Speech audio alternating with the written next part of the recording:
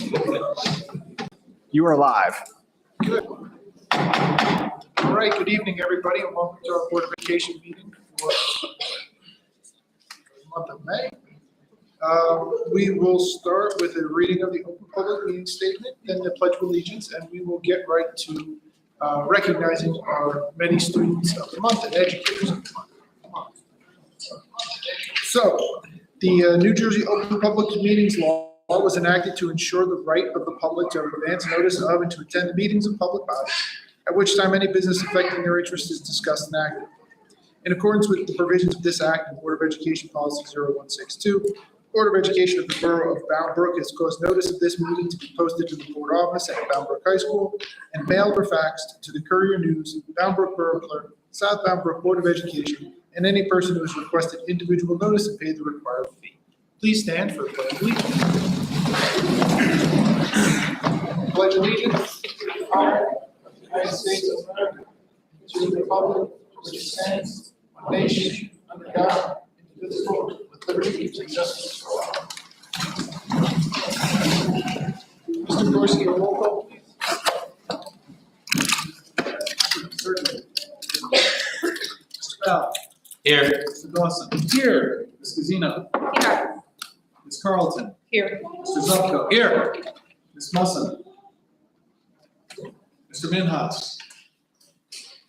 Ms. Hyde. Mr. Vollmer. Here. And Mr. Januzzi. Here. Mr. Board President, you have a quorum present this evening. Thanks very much.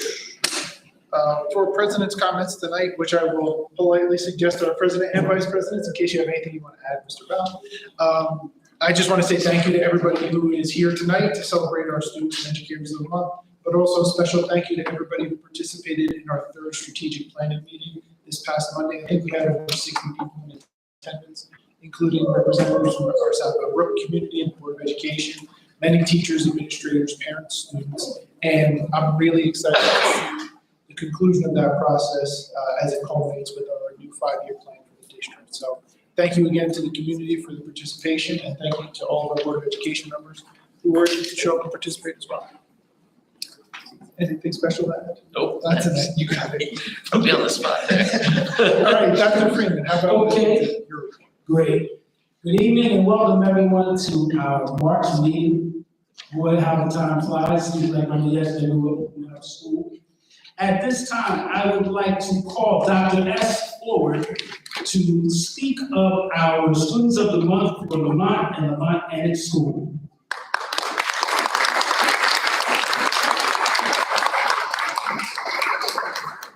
Good evening. Congratulations to Gilmer Plata Settlement. Gilmer is currently in preschool. His teacher is Ms. Sebastian, Ms. Cleary. His favorite school subject, he likes to play in the dramatic play area. Gilmer likes to eat and go to the park. He also likes to play with his friends and little brother. Gilmer wants to be a police officer when he grows up. Gilmer is Student of the Month because he's a sweet boy who's always trying his best. Gilmer has made a lot of progress since the start of the school year. He's always participating, following directions, and listening to his teachers. He plays well with his friends. He's always kind. We are very proud of Gilmer and how far he's come. Congratulations, Gilmer.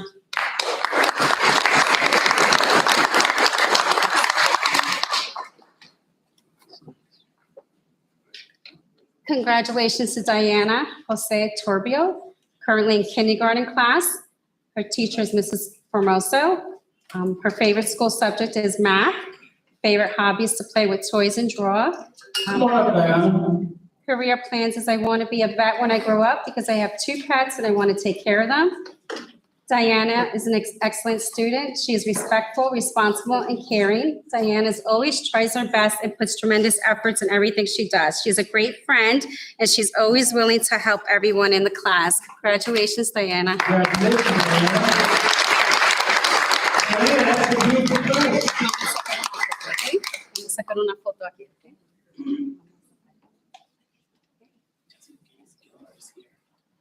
Just be smiling. Should we open?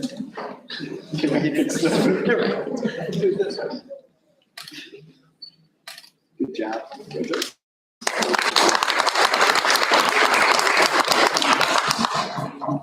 Oh, Gilmer is here. Gilmer is here. Go on down, Gilmer. Let's give Gilmer a round of applause. Hey. Gilmer, you smile. Okay. Come on up, take a picture.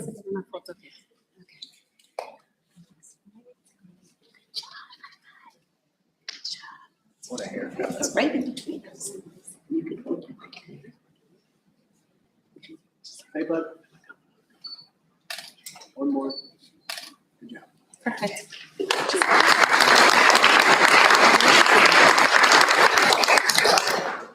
And next up from Lafayette School, we have Ms. Yes.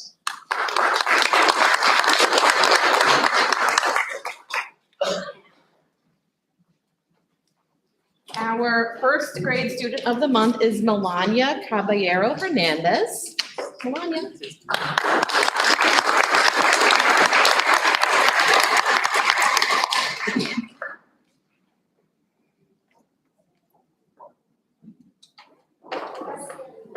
Yes. Melania is in first grade. She's in Miss Peron's class. She has a sibling, Michelle, in sixth grade. Her favorite school subject is writing. She loves playing with her toys, and when she grows up, she wants to be a doctor. Congratulations, Melania.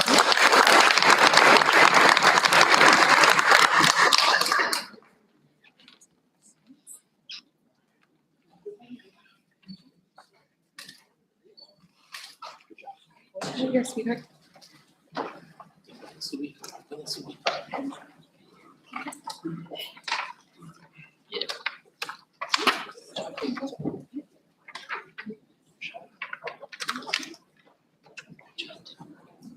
Another round of applause.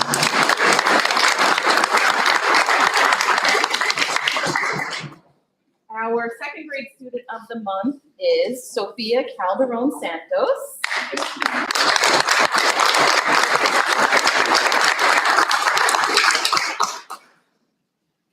Sophia is in Miss Nelson's class, and Miss Nelson is here today. Sophia has a sibling, Jimmy and Diego. She loves writing. She loves to play soccer, art and drawing and reading. And she wants to be a hairstylist or a nail salon girl when she grows up. Congratulations.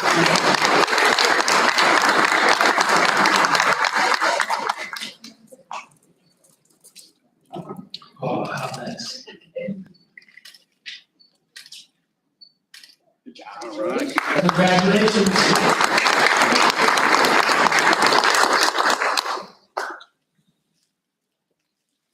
And next up from Scarlet School, Ms. Carbone.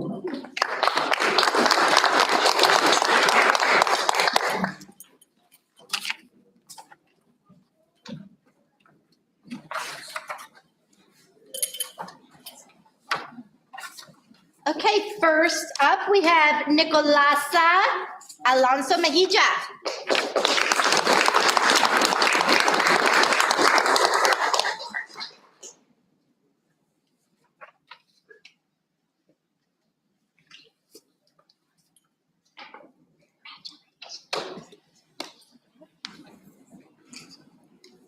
Nicolasa was nominated by her teacher, Miss Pellegrino. She has four siblings, Eric, Adolfo, Jefferson, and Octaviano. Her favorite subject in school is math because she likes to learn new things like multiplication. She likes to draw pictures of the beach, and when she gets older, she wants to be a firefighter. We're so proud of you.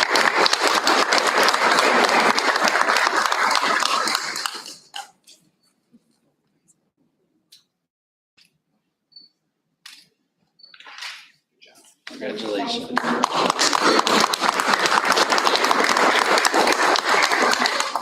Our second student of the month is Helen Mancia Hernandez. Come on down, Helen.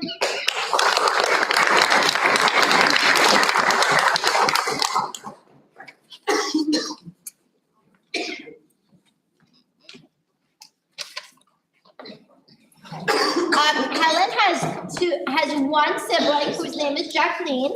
And what grade? How old is Jacqueline? 19. Helen's favorite subject in school is art. Her favorite hobbies outside of school, well, because she loves art, is drawing. And the other one is? Taekwondo. And when Helen gets older, she wants to be a vet. Congratulations.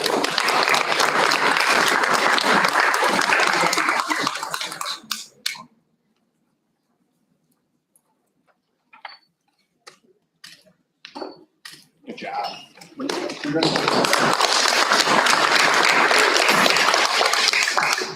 Our 5th grade student of the month is Anthony Melgar. Anthony. Anthony, Come come on on down.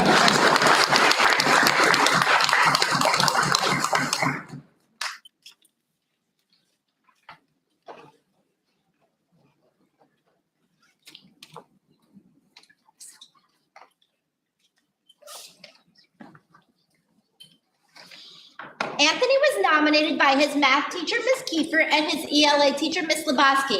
Anthony was nominated for Student of the Month because he's a very polite boy and tries very hard in class. He's a great role model for other students because he is so kind and tries to include everyone. He is a very talented artist who truly excels in drawing. He loves soccer and even chose Lionel Messi as his wax museum figure. Congratulations, Anthony.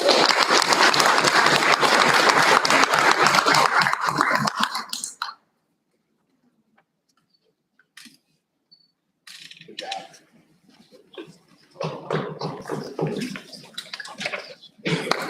Another round of applause for our smallest school. And next up, from community middle school. Oh, Sixth I'm grade. so sorry. I'm so excited. We're so excited about that. Shelby Lopez, come on down. Yes. You're just so ready for middle school. He's ready to put you there.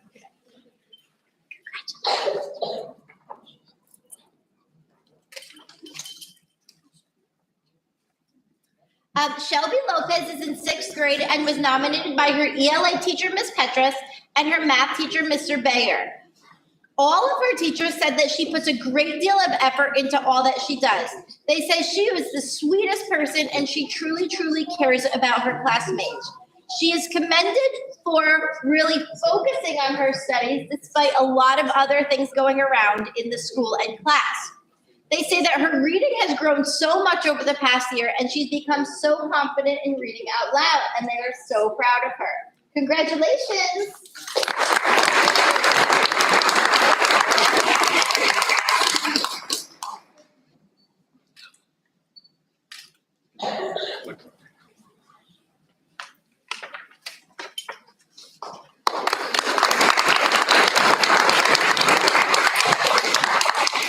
Okay, next up, Dr. S, from community middle school. Hello, everybody, and thank you for showing up here tonight. I know it must have been a tough call with this or the playground because it is our first real beautiful day of the year and hopefully a lot more to come. Enough with the rain. So Community Middle School tonight would like to recognize as our first Student of the Month, Abigail Nelson.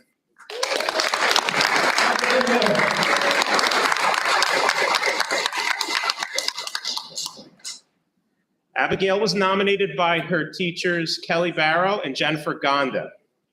Abigail has 2 older brothers, and favorite subject in school is film. So anybody who does log on to see the CMS Nightly News, K with Nightly, get it? Nightly News broadcast on our website, Abigail is partly responsible for putting on those daily publications. Favorite hobbies are softball, volleyball, and basketball, and when grows up, wants to become a psychologist and therapist.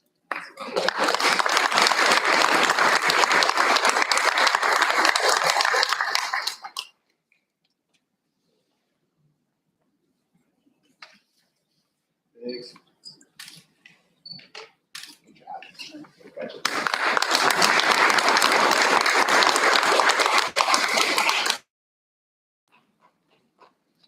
Next up for the Community Middle School is Aaron Castro Fallis.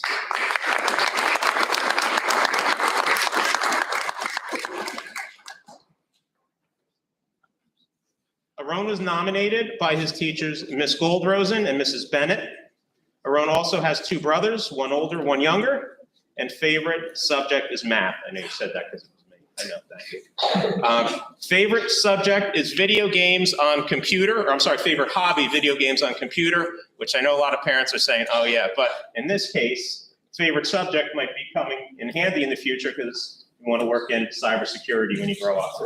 Congratulations.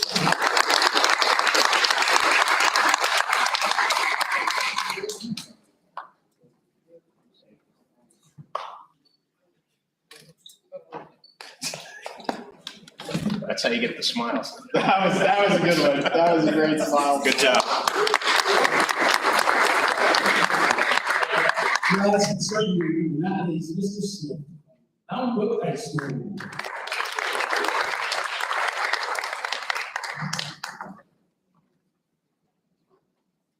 Good evening, Bound School Community. Crusader Citizen of the Month is Lily Baker.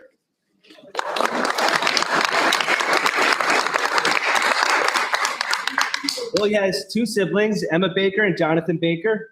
Her favorite subjects in school are math and science. Her favorite hobby is volleyball, and she wants to study pediatric nursing as her career aspiration. So, congratulations.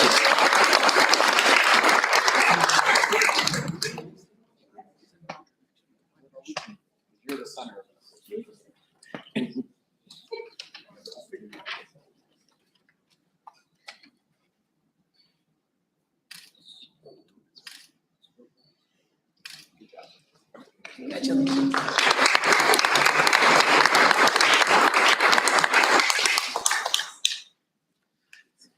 Our next recipient is Grant Gazzino.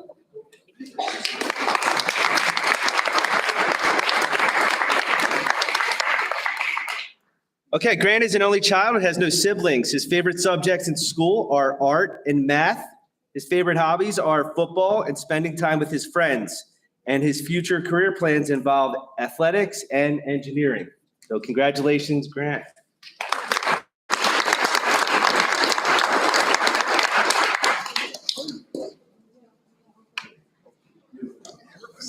And you like get on my face.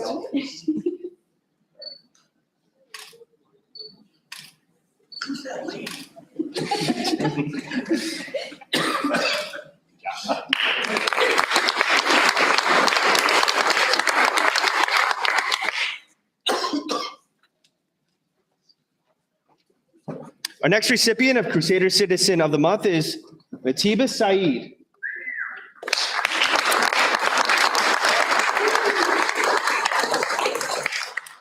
All right, Matiba has two siblings, one brother and one sister. Her favorite subject in school is English. Her favorite hobbies include painting, sketching, makeup, reading books, helping others, cooking, and doing henna designs.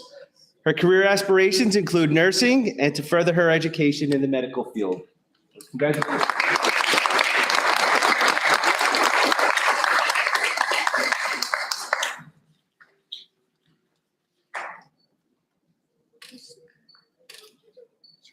Good job. Good job.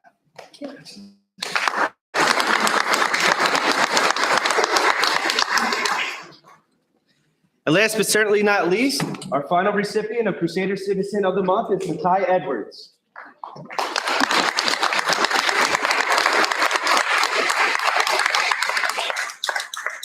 All right, Makai is an only child and has no siblings. His favorite subjects in school include science and ELA because he excels in reading and writing fields. His favorite hobbies include reading because he loves improving his headspace with new knowledge and vocabulary. And his future career plans include becoming a veterinarian because he adores animals and he has a strong admiration for animals as well.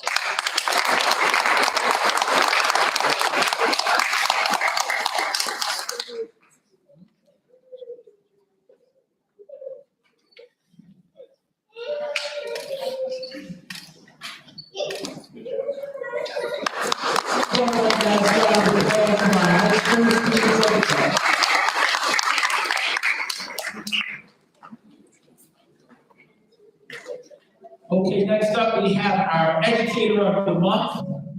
She couldn't be here with us today because she had an event with her child, her son, out in Jackson, so we asked her to join us virtually so we can still share the great things that she's doing and recognize her in front of our board. So ladies and gentlemen, please join me in recognizing Maria Amendora as the March Teacher of the Month for the Bound Brook School District.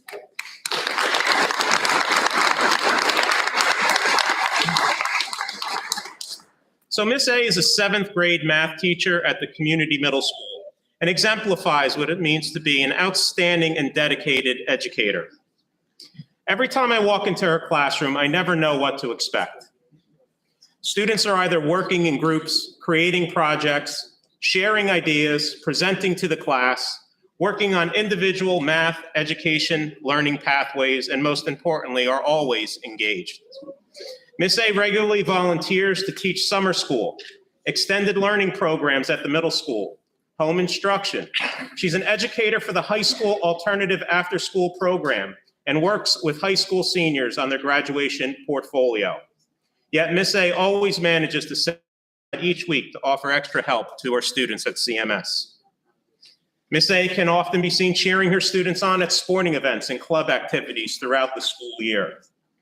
Miss A chaperones dances, school trips, co-hosts events like tomorrow's Pi Day Assembly, volunteers for fundraisers like the Washington, D.C. Adult Dodgeball Tournament scheduled at the high school gymnasium at 6 o'clock on Thursday, March 21st. Registration is still open.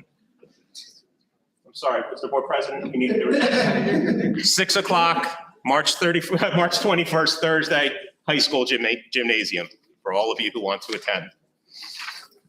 A few weeks ago, Miss A's math class reached a milestone in their IXL virtual individual learning math pathways. Miss A's students were the first to complete 100,000 questions this school year and have logged over 500 hours into the program. I think that deserves a hand.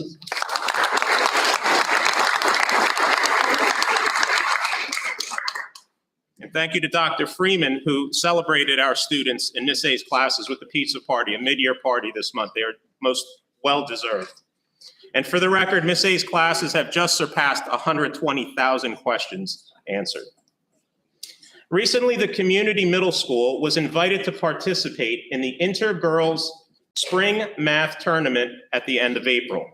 This is a math competition for female elementary and middle school students at Rutgers University. Miss A will be training, coaching, and chaperoning a team of Bound Brook students from grades 6 through 8. Last month, the community middle school was also invited to participate in the statewide survey or a statewide study from the New Jersey Public Schools that demonstrated learning acceleration through the COVID-19 pandemic. Specifically, our school was identified by the New Jersey Department of Education, the New Jersey State Policy Lab, and the Joseph C. Cornwall Center for Metropolitan Studies at Rutgers University for our outstanding achievement and progress in math, language arts, and chronic absenteeism. Miss A and a team of teachers and administrators from CMS met with researchers from Rutgers University, whose goal was to identify the outstanding teaching practices and programs taking place at the community middle school, with the hopes of sharing our strategies with underperforming schools throughout the state and nation. Definitely a round of applause for that for our teachers.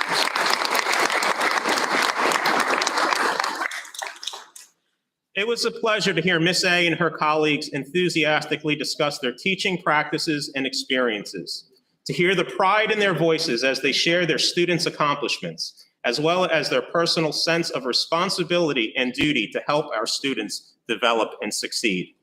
Miss A is a teacher who makes a difference every day. And finally, in the spirit of always striving for academic excellence, Miss A recently submitted a proposal to myself and the math supervisor for consideration for a before-school enhanced enrichment program dedicated to the development and acceleration of students enrolled in math honors. Miss A never gets complacent, never settles for mediocrity, and instills these values in every one of her students. On behalf of the community middle school and school district families, I'd like to thank Maria Amendora for her dedication, commitment, and service to our students and school community.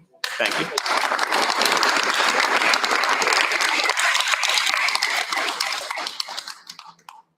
We thank you, Ms. Underwood. I hope you're watching like we wanted you to. We thank you. We really appreciate what you do. Okay, at this time, I would like the students and their parents, the students of the world and their parents to come to the stage to take a group picture. Yes, you have to come.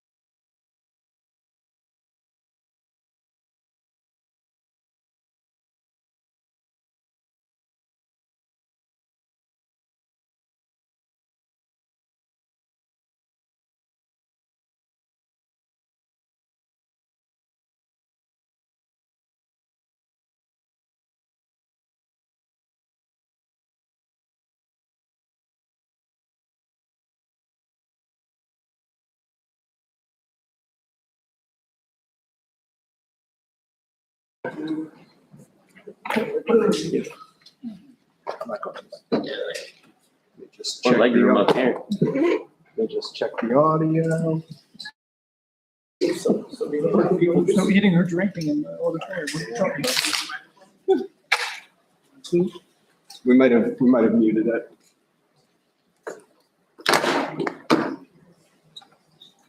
As you can see, Mike is very excited. Highlight of the This is year. what, yeah, it is.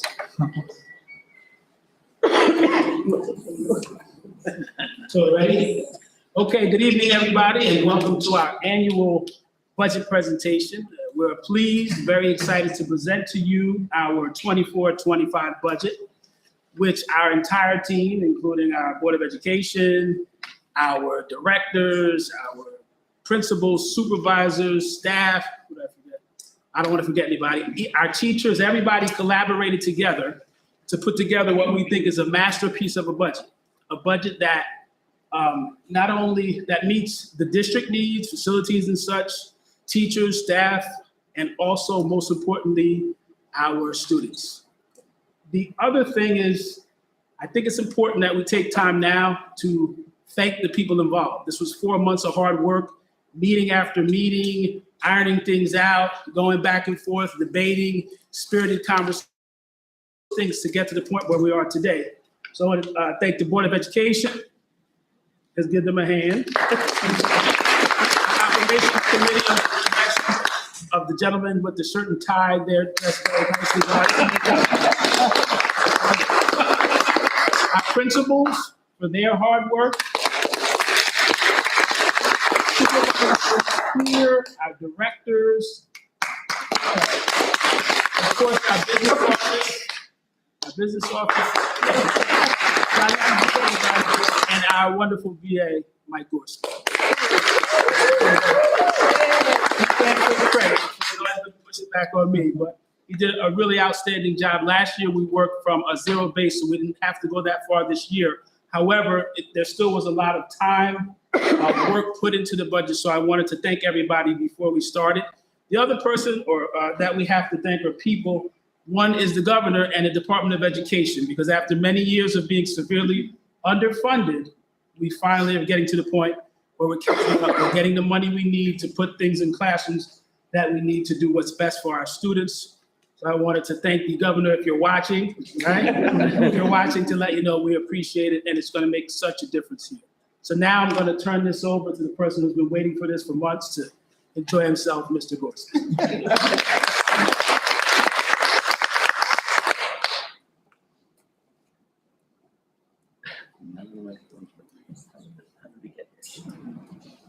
Thank you, Dr. Freeman, and members of the Board of Education, Ms. Griffin, principals, and all the stakeholders here tonight. Welcome to the 24-25 budget presentation. And as Dr. Freeman said, this has been a 4-month project, one of the largest group projects we have in the district.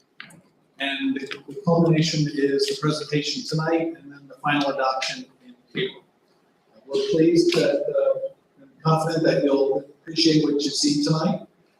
And the main theme of this year's budget is, as Dr. Freeman has said, Bound was one of the most severely underfunded school districts in the state, if not the #1 underfunded school district in the state. So since the School Funding Reform Act of 2008 was designed back in 2007, we have not been receiving our fair share of state aid. That has changed under the Senate Bill S2 that went into law 7 years ago, and it's designed to take underfunded school districts like Bound Brook and redistribute state aid from not only the overfunded districts, but also the state to bring all school districts to full funding. This year, we have finally hit full funding, and you will see in the categories of state aid that we received, it wasn't all just lumped into one number. It is actually run through all the different categories in accordance with the formula. So it's working as designed now. Back in 2007, as I was talking to a colleague before, it's still very antiquated, and I believe the state has intentions to redesign the funding formula at some point. And Bound Brook would be wise to be first in line to lobby on our behalf, because that was instrumental in us being one of the biggest beneficiaries under S2. So certainly I would like to thank Dr. Freeman, Superintendent of Schools, Ms. Robin Griffin, Director of Curriculum Instruction, and Ms. Christine Lee, who is with us, for the material contributions to this year's budget. Please raise your hand, please.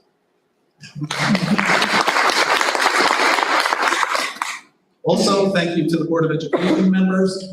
This is a tireless endeavor of evening meetings and board meetings and weekly confidentials over the weekend, and a lot of deliberation that has taken us to this point with the budget. And most notably, our board operates as a board of committees, and the operations committee is the one that handles most financial aspects of running a school district, as well as facilities. The mission statement for Bound Brook Public Schools is a supportive multicultural community that provides an innovative and academically challenging educational program while offering a variety of extracurricular and social opportunities that encourage lifelong learning and citizenship. The vision statement is how we achieve that mission. And you can read that.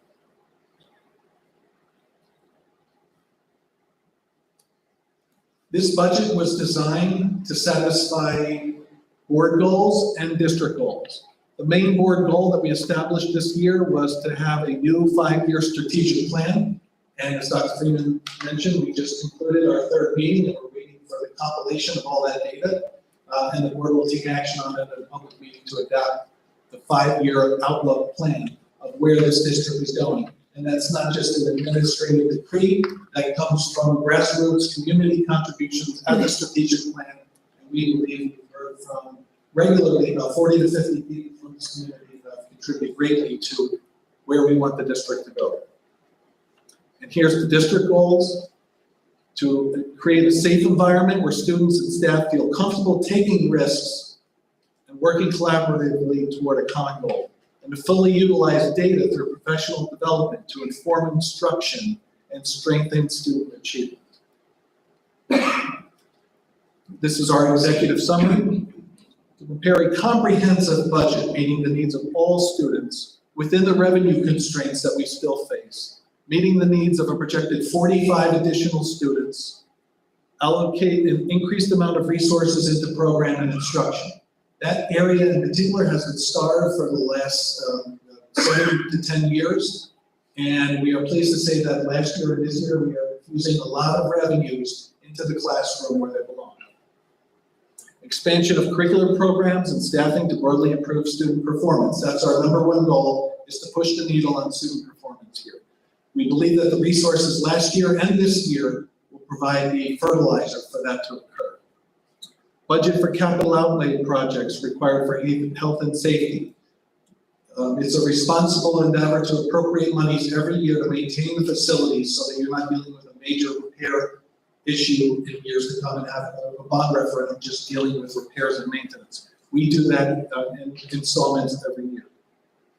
Budget for inflation. This budget has been affected more by inflation than any one that I've done in the last 25 years.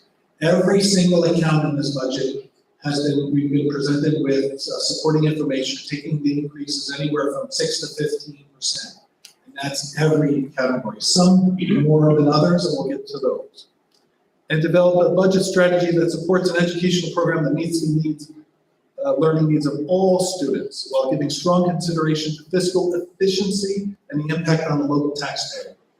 We believe we've achieved both of those here. And all students goes to the comprehensive design of this budget. It's not certain areas, there wasn't any specific goals. It's taking a fire hose to all the areas of the district that have been underfunded for so long and provide all the resources that are needed for success. We had a county budget efficiency review where Dr. Freeman and I received a lot of accolades for a lot of the cost savings initiatives that we were able to discuss, and our cost savings from our shared received relationship with South Bound Brook. Adequacy is a state calculation. It's a hypothetical model that represents the state's design of what a typical school district should need for funding to meet a thorough and efficient education. That is adequacy in a nutshell. And you can see 22-23, this district was $3.5 million under adequacy, meaning we needed $3.5 million more revenue that year just to be adequate. Some districts are above adequacy to the tune of $10 million, $20 million. We are doing what we can here to catch up to at least reach adequacy. Last year, we cut it to 1.5. This year, it's cut to 1.4. What is the budget creation timeline? How did this 4-month process begin? With the establishment of a budget philosophy. We met with the board, we heard from them, we provided them with data on what our expected revenues were for next year, what our facility needs were, where we needed resources so desperately in the classrooms, and the board heard and gave us the authority to budget to cap and meet the needs of all students. Special education, especially bilingual ESL, where we have 70% of our students who qualify for bilingual ESL students. We have a fantastic director, we have a whole new redesigned department, and a lot of resources in this budget are going to that area. We study the enrollment patterns and projections. We never just prepare or work on one budget alone. It's always 3 years at once, and there's been more forward-looking orientation to the budget process than I believe in the past. We've reviewed staffing needs, and Ms. Griffin did a fine job here, not just budgeting for additional staff where they're demonstrated to have been needed in schools, but also to review the enrollment at the other schools to see if maybe one area of town is growing more rapidly than another. Maybe staff can be relocated from one school district, one school to another, and that creates efficiency for staff and reduces costs. Then we meet with the principals and the supervisors and the teachers. We talk about the budget. We express to them the board's goals and desires for the next budget. We put them through budget defense rounds once they compare their school budgets. We look for consistency, for parity amongst the schools, and then where the district goals are being met.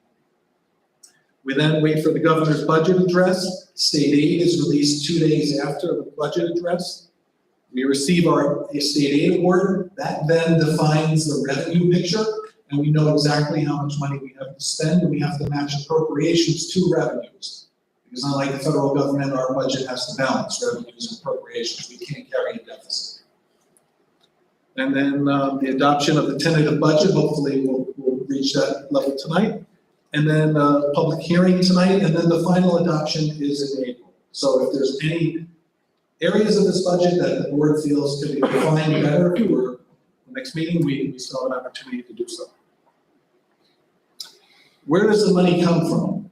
This is a pie chart of our revenues, and you can see this is all funds, and state aid is approximately 60% of all funds revenue contributions to the district's revenues. Local taxes is only 24%, and I know everybody in this town is paying a high amount of property taxes, but compared to the total revenue needs of the district, it's only about a quarter that's coming from the local taxpayers. And in fact, this year, out of respect to that, we actually budgeted slightly under cap, and we'll talk about that in a moment. Federal aid, federal government has always felt that it's the state's obligation to support schools. This is mainly grant pass-through. One area that we can control is fund balance. The active management of our budget from preceding years creates carryover and surplus that rolls over into subsequent years' budgets designed to be a revenue in lieu of taxes. And we've grown excess surplus by at least $500,000 from last year, which was an impressive number then. So that's the revenue makeup. I handed out a revenue sheet and an appropriation sheet, which comes right from our Department of Education software. But some of the areas of revenues that are noteworthy is number one, state aid. We received over $5 million of additional state aid this year, $5.4 million last year, and about $4.5 million the year before. These are the heaviest installments under S2, where we're being brought to full funding in a very rapid succession of 7 years, with most of the concentration being in the last 3. Also, tuition revenue from South Boundbrook has increased by about $500,000. The reason for that tuition increase is our state certified costs, which have been approved by the state for the 22-23 school year, normalized our tuition rate per pupil for the high school at approximately $19,000 because of the application of all of the normal funding to bring us to full funding.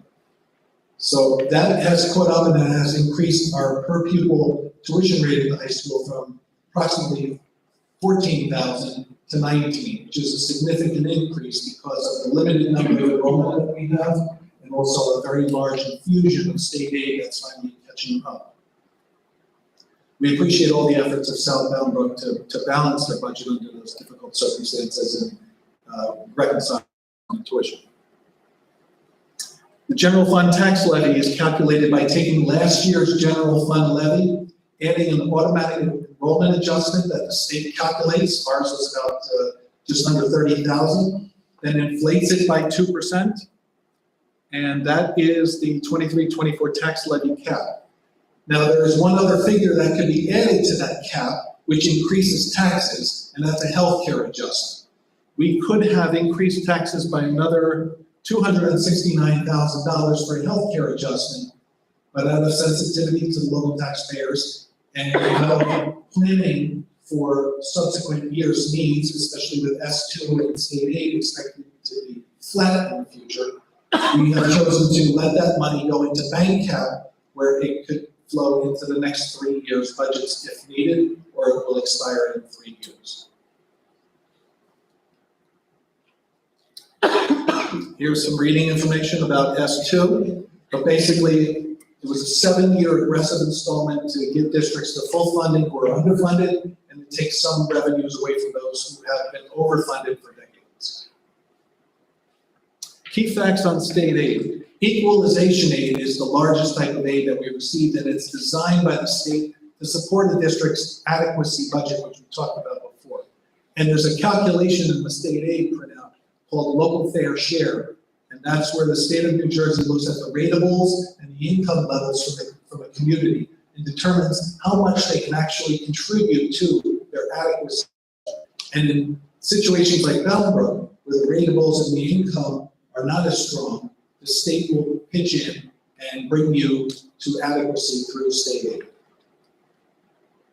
Categorical aid is another type of state aid designed to offer incentives to school districts to improve security, special education, to operate an efficient transportation fleet, and all of those categorical areas of aid we are awarded and we have applied. General fund state aid is almost 2/3 of our total revenues. And here is the breakdown. Equalization aid, you can see, went from 27 million to 31. And all of those individual categories, special education, security, transportation, preschool education aid, school choice aid. That's an interesting one where we receive students from other school districts who choose to be here, and state aid follows the student, which offsets our costs. Debt service aid is where the state of New Jersey is paying a portion of our principal and interest on outstanding bonds.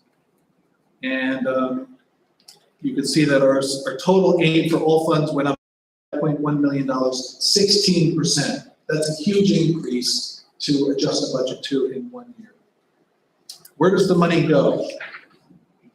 About 60% of all expenditures go directly to program and instruction. 46.87% is direct instructional categories within the budget, and about 2/3 of that benefits category is direct instructional staff. So that's about 60% of the budget. Administration is only about 7.5%, we're below the county average. Capital projects are 6%. Curriculum development, grants, transportation, athletics, co-curricular, and custodial services, ground security, and maintenance.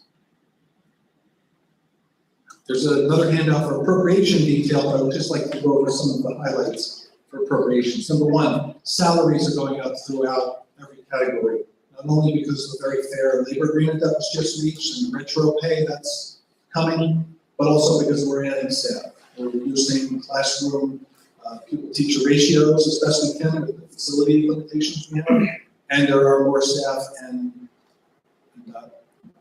reasonably compensated staff. Special ed transportation, we're a walking school district, but we're budgeting $1.2 million because of the extreme spike in contracted transportation costs. Districts are fortunate to be able to even get bids anymore, and when you do, these prices are coming in higher than I've ever seen before. Utilities is another area. Natural gas, electricity, double-digit increases projected for next year.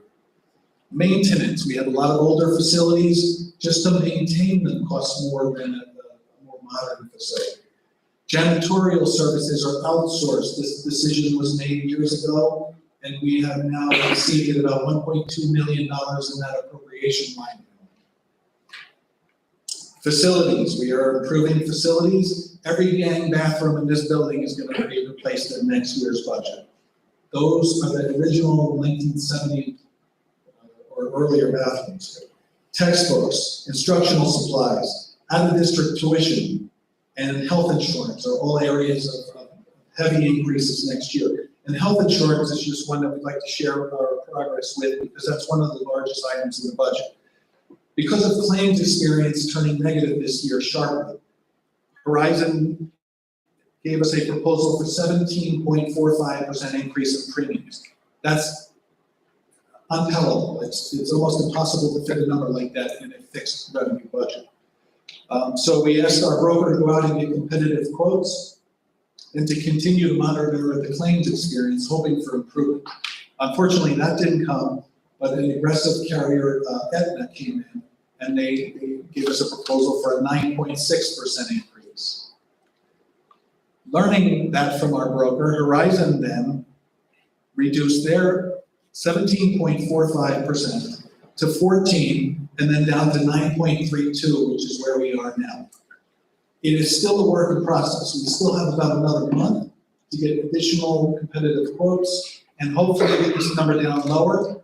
But I will say to you as a business administrator, based on the claims experience that I reviewed and the loss ratio running at 140%, 9.32 is a very fair percentage, albeit high. Just going from 1745 down to 932, that's a savings of $586,000, and we're not done yet. What drives spending? Certainly it's enrollment. Enrollment from our state report known as ASSA, which is where we count every student on October 15th that reported to the state, and it's audited by our auditing firm. The only one that's not ASSA is the 24-25 year, and that's been projected by our demographic study from Ross Haber Associates. But you can see we're consistently picking up between 50 and 70 students a year, and our facilities are at capacity now. So, as we discussed in the strategic plan, it is not too early to begin discussions on school extension. Because as Gwen told us, that is not something you can snap a finger and have that occur in one budget. That's probably a 48-month process that has a lot of requirements in order to cut the ribbon on the school. What programs are in the budget? I'm going to turn it over to Rob Gordon. And there is a lot. There's a lot of resources going into this category. Okay, so there's a lot on here, but I'm gonna kind of summarize some of what Mike said. So one of the biggest things that we did was I got from all of the schools, principals, the supervisors, really looking at what we have been lacking, where we need to focus, specifically regarding curriculum and curriculum updates. We have new math and ELA standards that have come out this year that we need to make sure are part of our curriculum starting in September. So we have to put a lot of effort into curriculum. One of the places is the high school. We haven't spent a lot of money at the high school. A lot of things are coming, contracts are coming up. That's where a lot of improvements are needing to happen. We have some coaching needs, academic coaching needs. There's a need for support for the teachers in implementing the new standards, implementing the new programs, more modern practices. There's a science of reading push that's coming through. So just some supports and some education. So we have some coaching that is on this budget. We are enhancing our intervention at the high school. We didn't have any intervention staff at the high school, so we're adding LA and math intervention to support those students. We want to specifically target the freshmen who tend to struggle when they transfer from the middle school and provide extra support teachers to help the students. And last year, we improved and enhanced our gifted and talented enrichment in the elementary, so we're moving that down to the K2 with an addition of a gifted and talented teacher. So let me go to the next slide. So like you can see, there's a lot of staff.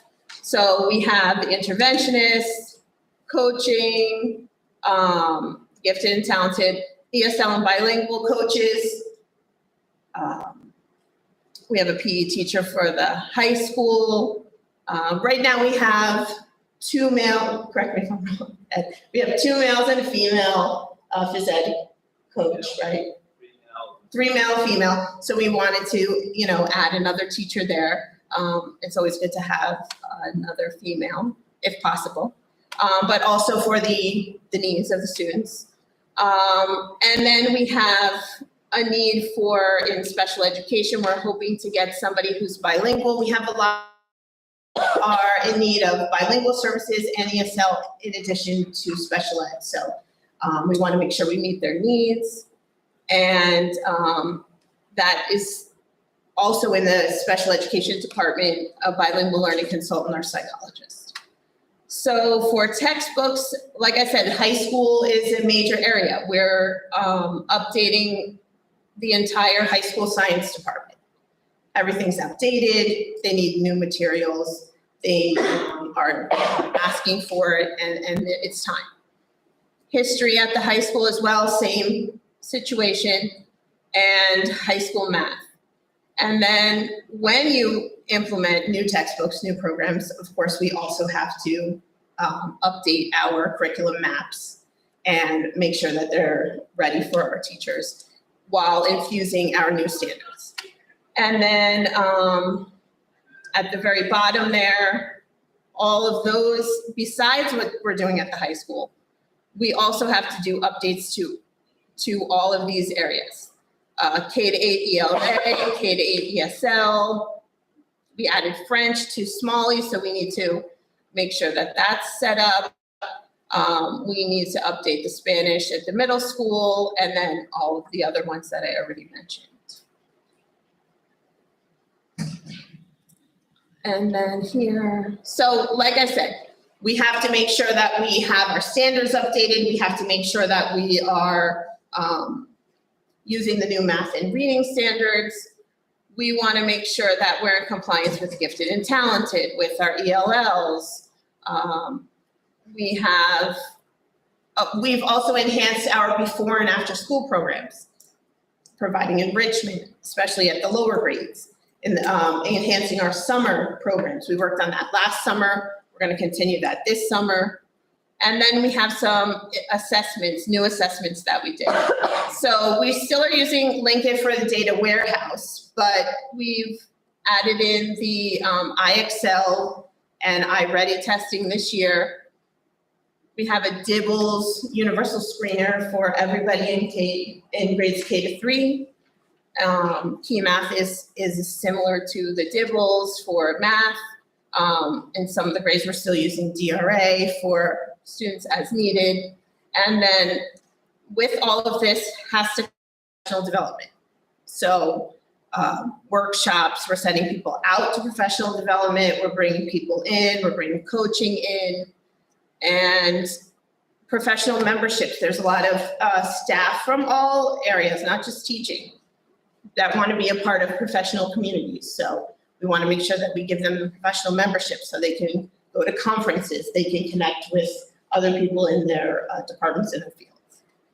And then AVID, we have that program at the high school. We would like to, and the middle school, we would like to bring that down to the 3 to 6 to kind of build on that for, and strengthen that. I think that's it, right? And then this is your. Thank you. So here's a little more information about some of the spending categories. Special education transportation. We've been transferring money into this account through the year because of these incredible price increases.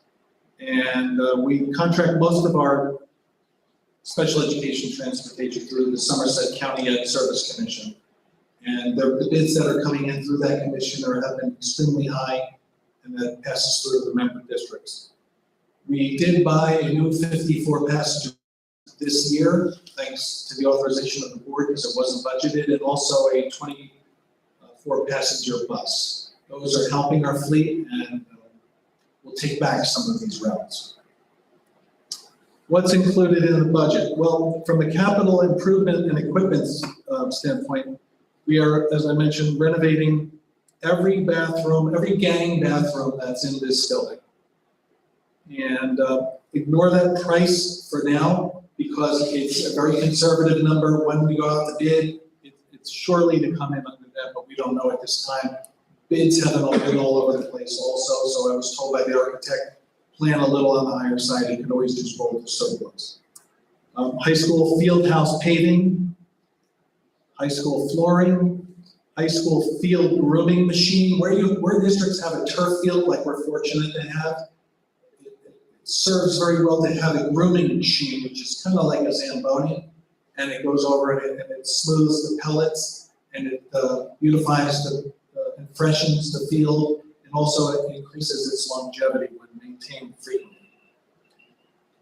High school servers, upgraded cafeteria sound system, retractable backboards and padding and instructional teaching monitors, snow removal and grounds tractor, replacement pickup truck, security equipment, IT equipment, community schools getting bleachers, scoreboards, retractable scoreboards and padding, Lafayette School's getting a new sign gate and room partition, Smalley's getting a copy machine, travel AED, and Lamont's getting iPads and interactive panels, which are those Promethean boards that we use for instruction. That's about $3 million of capital improvements and equipment. Here's some pictures. You can see the bathrooms in the high school. That is the grooming machine on the top. The tractor is down below in green, and that will be used to spread mulch, eliminating the need for contracting. And also, it would be integral in snow removal if we are to have some again, because there's limited space to pile snow here in the school district. So we're paying a contractor to remove it with a dump truck and a bulldozer. This will help us to relocate it somewhere else and get it out of the way. And roofs throughout the district have needed some address, and that's also in the budget. We save a lot of money from shared services. And I'm not going to read these to you, but you could see these in the slides. It's also part of the user-friendly budget when we post that to the website. We make every effort here to share costs with other school districts and municipality especially. Now we're going to get to how this all concludes with taxes. What influences the tax rate? Number one, state aid. The fact that we've been getting more state aid has suppressed the need to go to full tax levy cap. Fund balance applied. We've been working very hard through the year to maximize savings and efficiency in the previous year's budgets. So to close the year with unspent appropriations and revenues in excess of what was in the budget.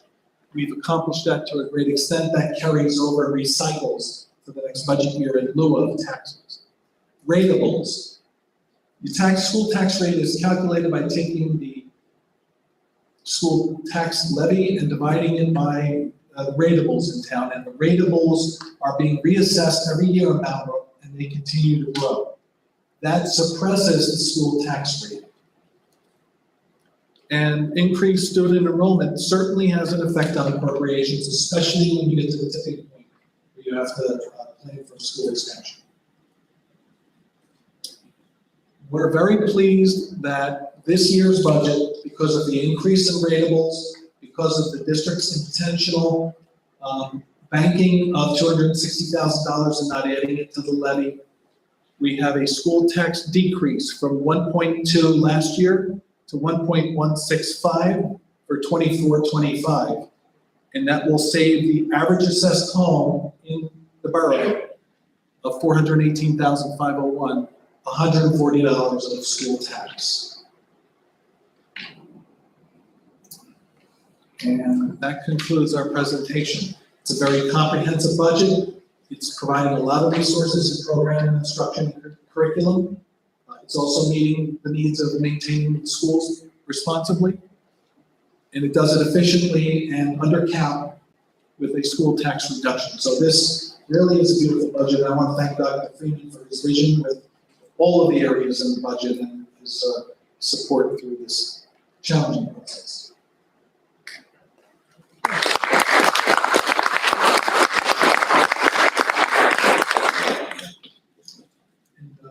Now we can go back up to the table. We have a resolution that's part of the agenda. We'll need a first and a second on the resolution, but before that, we have an opportunity for a public hearing, which is unique to the tentative budget and also the final adoption. So if there's any members of the public that would like to speak specifically to the budget, the floor is yours. If there are no takers, Mr. DeVideo, did anybody submit anything online specifically for the budget?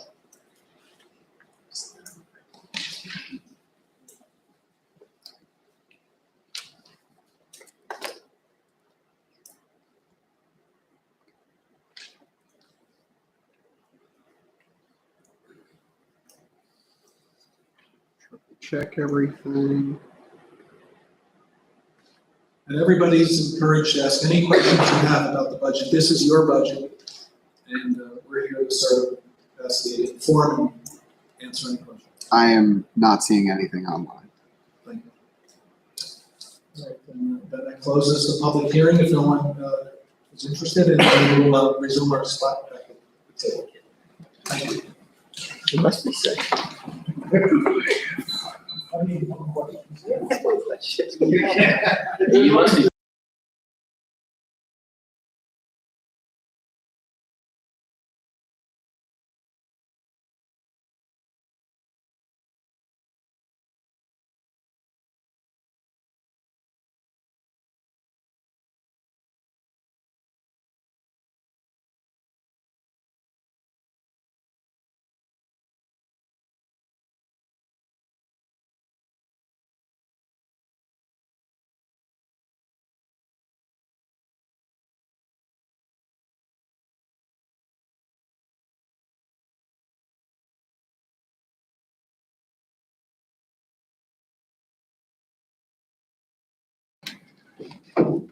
If you'd like me to read it, I'll be happy to read the resolution. By all means, Mr. President, please have at it. All right. And then we'll open up for more discussion and any questions from the board members on the budget. Thank you.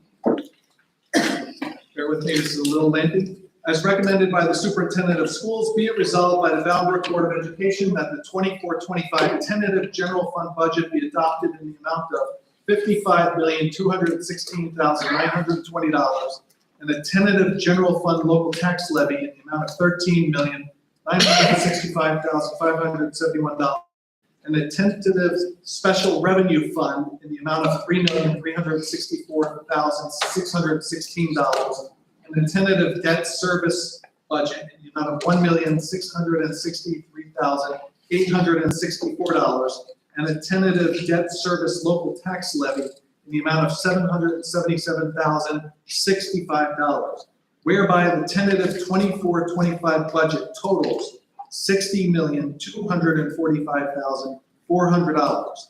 And whereas the Bound Board of Education has been notified of state aid amounts, and whereas such state aid amounts are for the 24-25 year equalization aid is $31,381,837. And for the 24-25 school year, school choice aid is $126,344.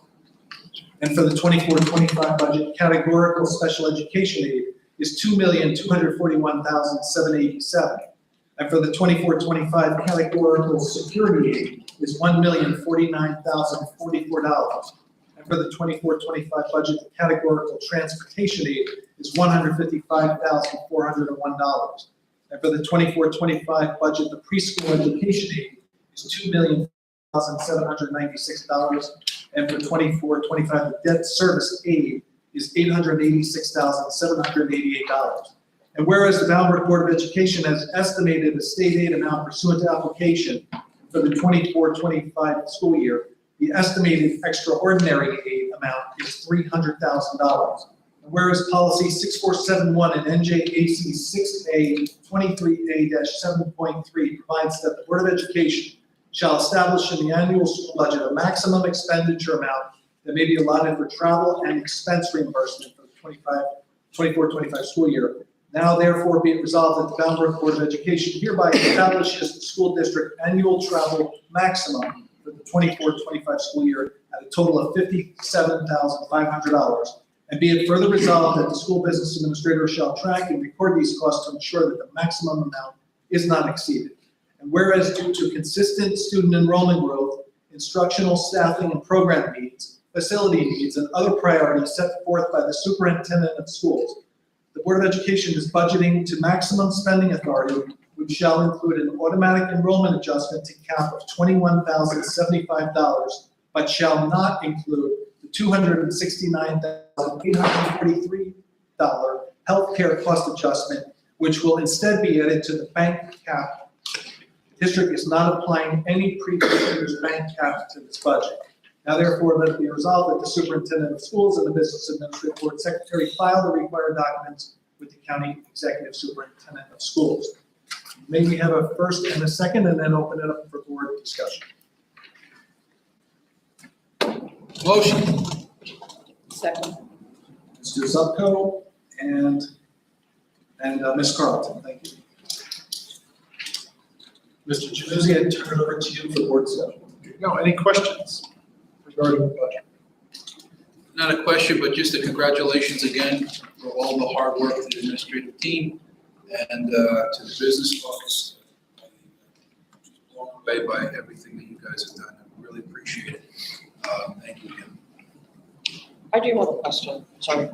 I'm just curious, going to the health insurance quotes, how does that rate increase affect the coverage that's being provided?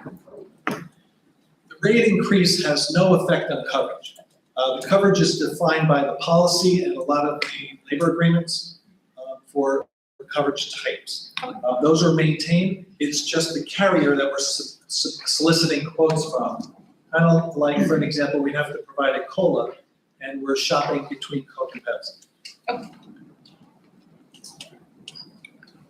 Thank you, Mr. Carlton. Any other comments or questions from the board? I'd just like to say that now that we are fully funded, that I hope the state doesn't forget us. It's a fair That point. they have fulfilled their duty. Right. And let's hope we continue. Agreed. let's Yes. continue. Agreed. And I think in general terms, when we look at our budget, we realize that 60% of our funding is coming from state aid. I think it also means that we really shouldn't relax in terms of revenue streams and sources, and we really need to continue to partner with the borough to understand how our local entities can actually support the school budget as well. Because if the state were to change their mind at any point, we'd be heavily dependent on that, be back in a similar situation. And a huge shout out to admin for the hard work that Agreed. they've done.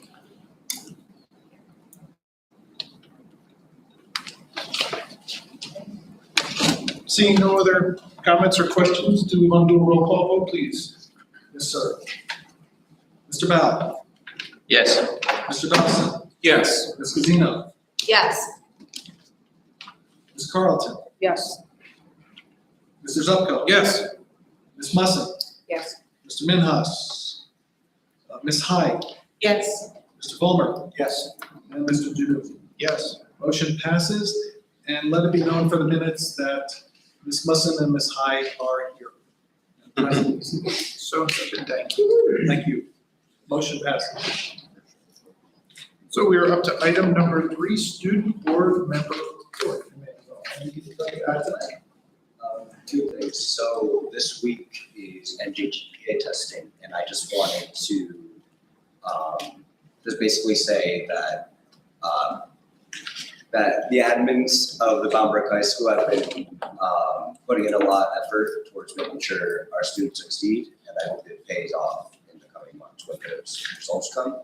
And second, I went to the 3rd strategic planning meeting, and I just wanted to say it was really happy seeing the amount of student turnout there was. And I just hope there's a similar turnout if there were to be like a similar event. Great, thank you. All right, so we are up to item 4.1, committee report from the Education Committee. Mr. Dawson. Thank you, Mr. President. We met yesterday, recently. Couple of key items in our committee. We reviewed the calendar for the upcoming school year, which I believe is on tonight's agenda.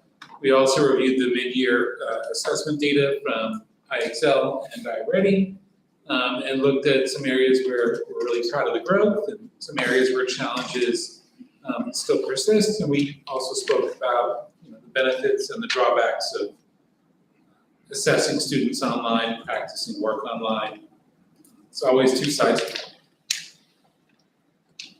That's it. Very good. Any questions regarding the Education Committee?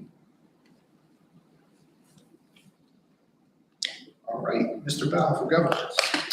Okay, we spend most of our time talking about very boring policy stuff. A lot of them are mandated. They are redefining some of the protected classes and categories.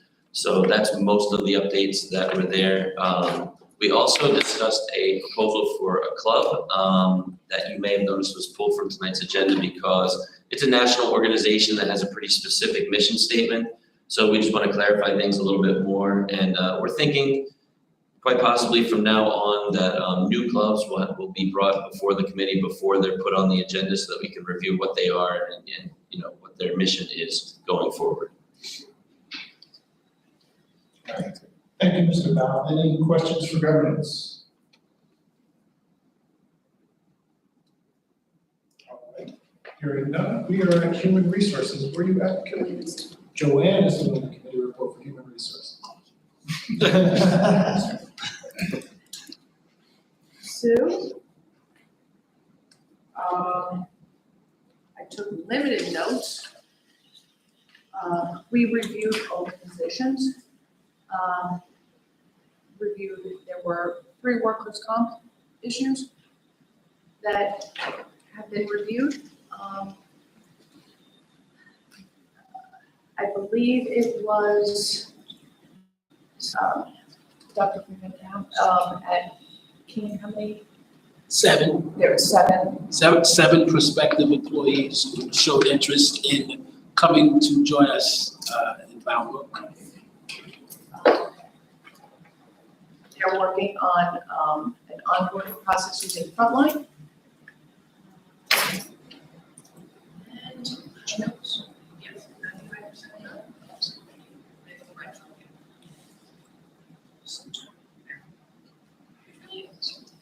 Can you just repeat that? Only 95% done with? My notes say 95% done with the retro pay. Retro pay. Got it. Thank you. Is retro Yes, ma'am. Yes, thank you. All right. Any questions for Human Resources?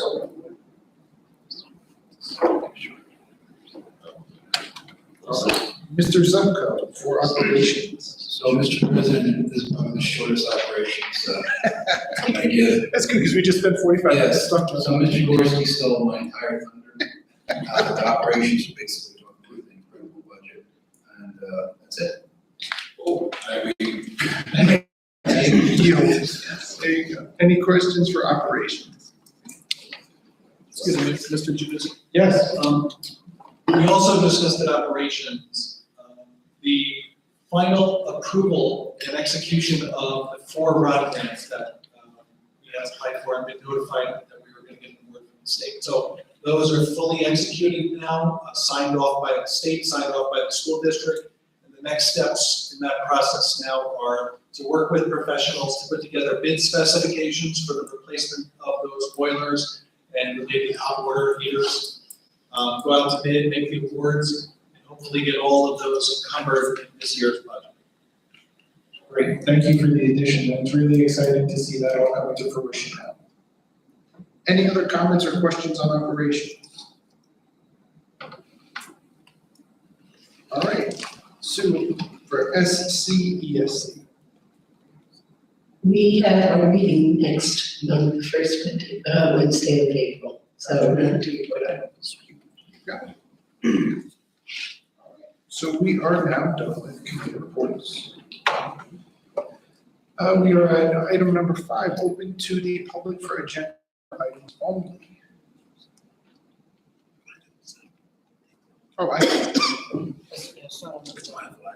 Okay, so before we get to the questions from the public, well, let's do our southbound update. Ms. Carlin.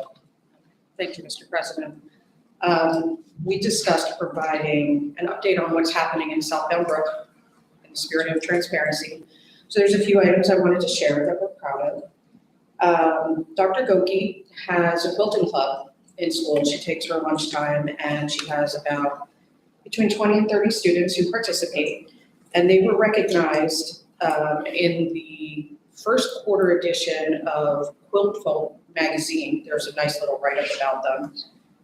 So if you go online and you Google Quilt Folk, there's scroll down, look for the volume 29 New Jersey version. It's all about New Jersey quilting. South Bellbrook was also recognized by the state and by Rutgers for the student achievements post-COVID. Rutgers came to the school, I believe today, to speak to them, to see what they did to help the students recover so quickly academically. On our 4th certification with Franklin Covey Lighthouse status. So with this certification, this puts us halfway to legacy status. This is a Leader in Me program. And finally, the 8th grade worked with the Friends of Stats House to do a witness stone.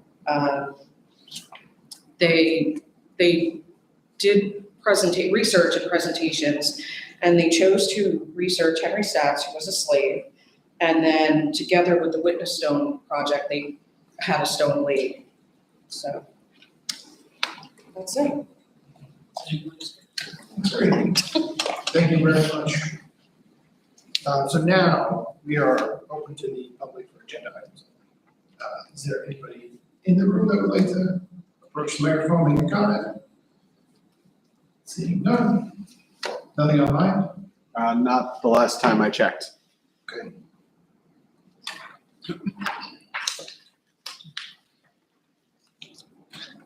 All right, then we are up to item 6.1, which is the approval of the meeting minutes. So be it resolved that the Falmouth Board of Education, upon recommendation of the superintendent, approves the minutes for the following meeting, regular and executive meeting minutes for February 26th, 2020.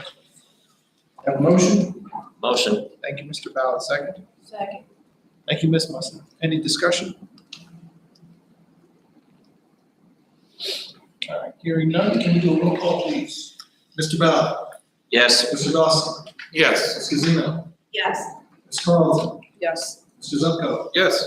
Ms. Musson. Ms. Hyde.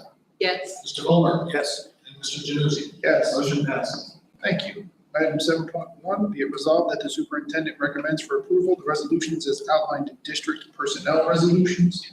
This is 7.2 through 7.36. May I have a motion? Motion. Thank you, Mr. Ballard. Second? Second. Thank you, Ms. Musson. Any discussion?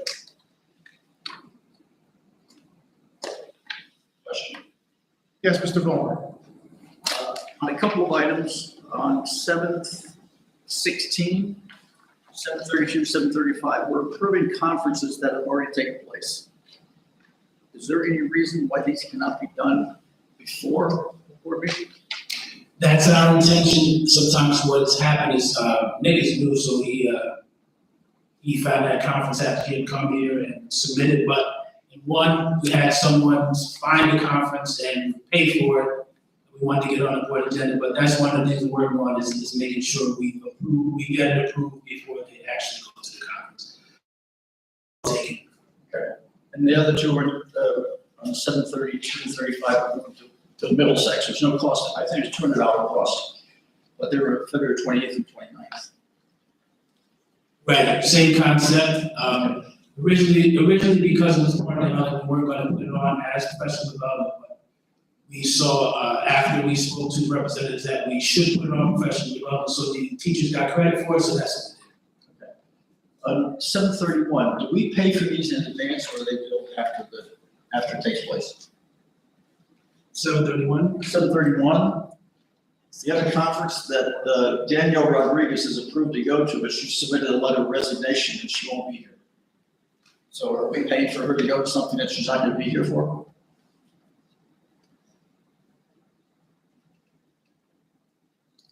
She won't be here, so we're not gonna pay for it. Well, that's my question, I guess. Are we- Yeah, we'll have her removed. Very good, thank you. Thank you, Mr. Palmer. Any other comments or questions?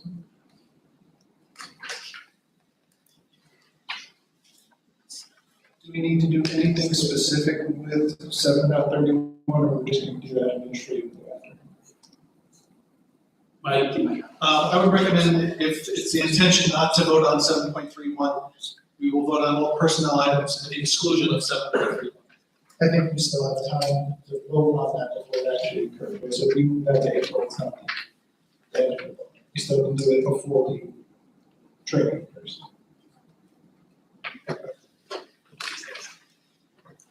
That's correct. So then, with Mr. Palmer's clarification, we are going to remove 7.31 from the vote. And if we would like, we can move the remainder of the item 7.2 through 7.30, and then 32 through 36.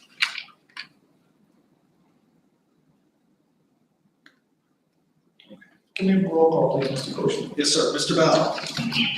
Yes. Mr. Dawson? Yes. Ms. Gazina? Yes. Ms. Carlton?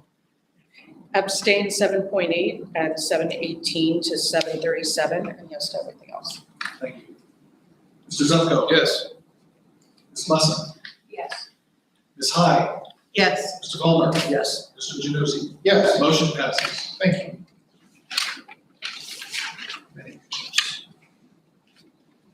Item 8.1, be it resolved that the Bound Board of Education approves the resolutions as outlined in district education resolutions. This is 8.2 through 8.19.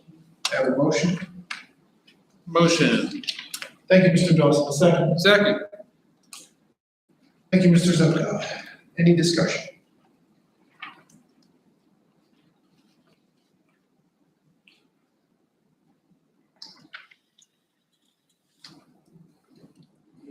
Yes, one question. Yes, Mr. Sorry. I believe it's 8:12, we have a class trip for preschool. And they're going to Flemington. Are they taking 155 students on a class trip? Yeah, It's the entire preschool? We have that many in preschool? yes. Absolutely. Okay.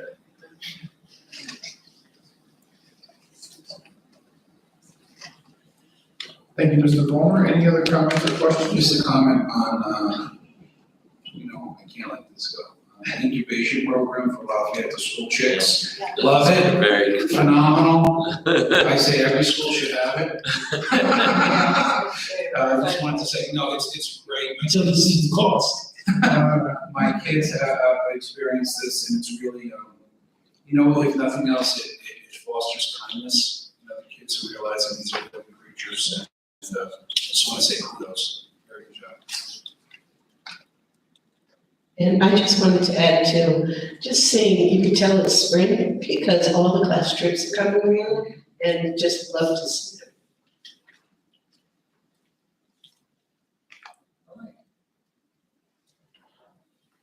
Mr. Dorsey, why don't we do a roll call, please? Mr. Bell? Yes. Mr. Dawson? Yes. Ms. Guzino? Yes. Ms. Carlton? Abstain 8.10 to 8.19, yes for everything else. So noted, thank you. Mr. Zupko? Yes. Ms. Musso? Ms. High? Yes. Mr. Volmer? Yes. And Mr. Janussi? Yes. Motion passes. Thank you. Item 9.1, be it resolved that the Bound Board of Education approves the resolutions as outlined in board action resolutions. This is 9.2 through 9.12. Have a motion? Motion. Thank you, Mr. Powell. Second. Second. Thank you, Ms. Hyde. Any discussion?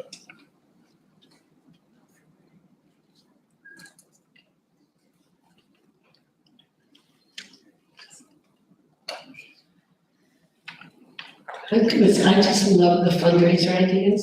I just think it just brings everybody together and what fun. So I think they're great.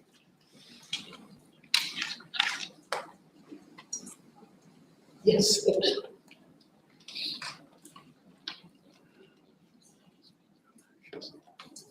Just wanted to appreciate the donations from St. Martin's. That's very, very kind. Appreciate it. Thank you so much. Agreed. Thank you for pointing that one out. Any other comments or questions? All right, Mr. Gorski, another roll call, please. Yes, sir. Mr. Bell? Yes. Mr. Dawson? Yes. Ms. Guzino? Yes. Ms. Carlton? Abstain 9.2 and 9.8, and yes for everything else. Thank you. Mr. Zupko? Yes. Ms. Musso? Ms. High? Yes. Mr. Volmer? Yes. And Mr. Janussi? Yes, motion passes. Thank you. We are up to other matters to come before the board. I have not received any. So they're not to be discussed. And that brings us to new business. So is there anything that wasn't included on this agenda that any of the board members would like to discuss?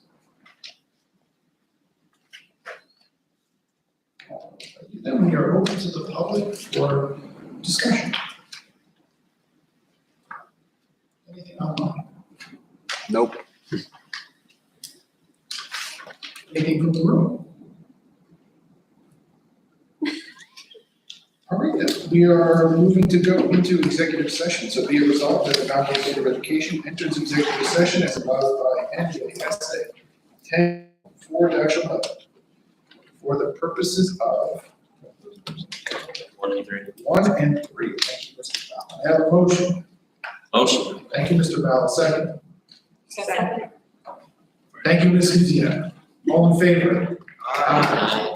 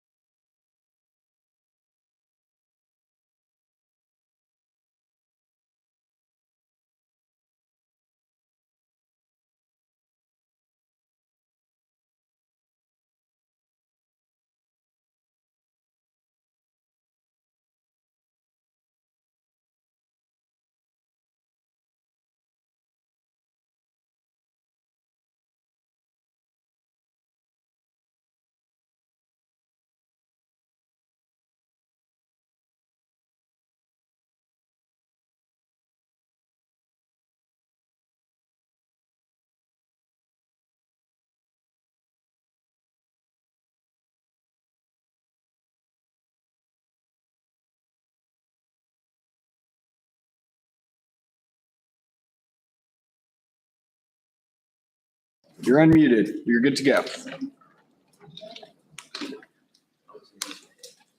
Welcome back, everyone. We are up to item 14.1. Be it resolved that the Brattleboro Board of Education approves the resolutions as outlined in approval of HIV cases under high school. This is item number 14.2. Have a motion? Motion. Thank you, Mr. Val. Second? Second. Thank you, Mr. Dawson. Can we have a roll call, please? Mr. Bell. Yes. Mr. Dawson. Yes. Ms. Gazino. Yes. Ms. Carlton. Yes. Mr. Zupko. Yes. Ms. Musa. Yes. Ms. Hyde. Yes. Mr. Vollmer. Yes. Mr. Janusik. Yes. Motion passes. Thank you. We are up to item 15.1. Be it resolved that the Brattleboro Board of Education approves the resolutions as outlined in approval of HIV cases under middle and elementary schools. This is 15.2 and 15.3. I have a motion. Motion. Thank you, Mr. Bell. Second. Second. Thank you, Ms. Muslim. A roll call, please. Mr. Bell. Yes. Mr. Dawson. Yes. Ms. Gazino. Yes. Ms. Carlton. Abstain. Mr. Zupko. Yes. Ms. Musa. Yes. Ms. Hyde. Yes. Mr. Vollmer. Yes. And Mr. Janusik. Yes. Motion passes. Having exhausted the agenda for this evening, I will entertain a motion to adjourn. Motion. Thank you, Mr. Bell. Second. Second. Thank you, Ms. Hyde. All in favor? Aye. Have a good evening.